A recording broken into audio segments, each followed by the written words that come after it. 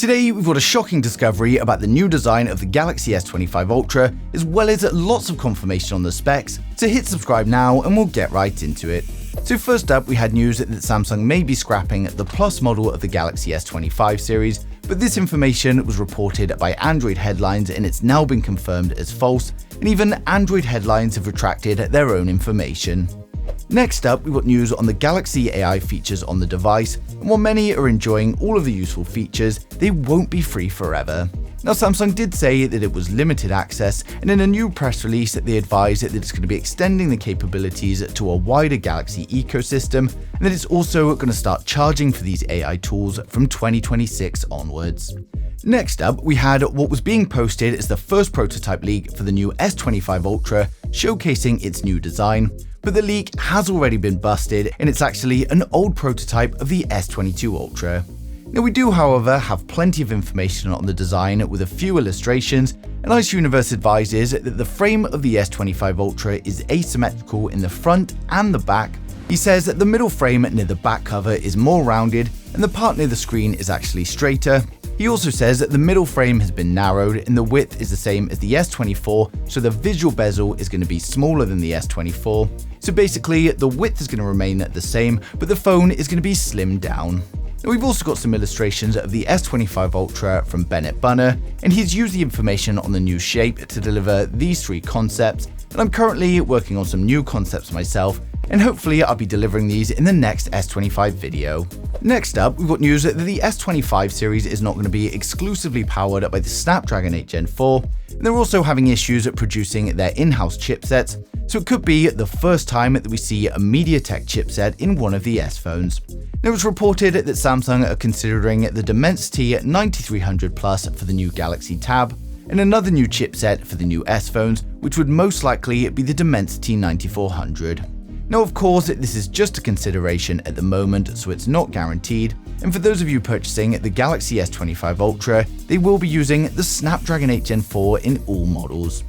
But for those of you excited for the new Galaxy S25 series, we're now going to run through the full specs, design, and the expected pricing to help you guys decide if it is going to be worth the wait. So hit subscribe now and we'll get right into it. So first up, we've got the standard Galaxy S25, which is coming with a 6.36-inch dynamic AMOLED display with improvements to brightness and color accuracy. We're getting a 120Hz display with HDR10+, and a resolution of 1080 by 2340, and of course protected by Gorilla Glass Victus 3.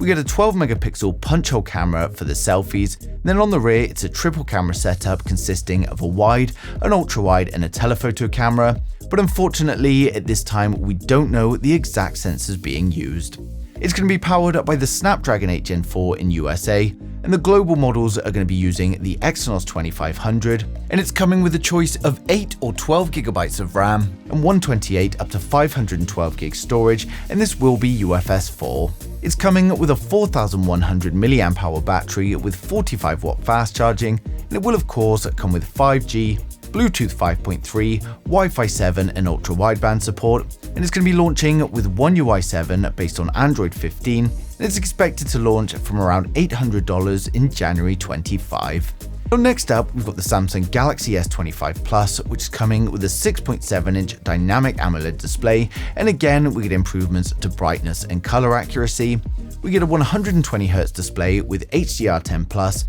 and a resolution of 1440 by 3120, and again is protected by Gorilla Glass Victus 3.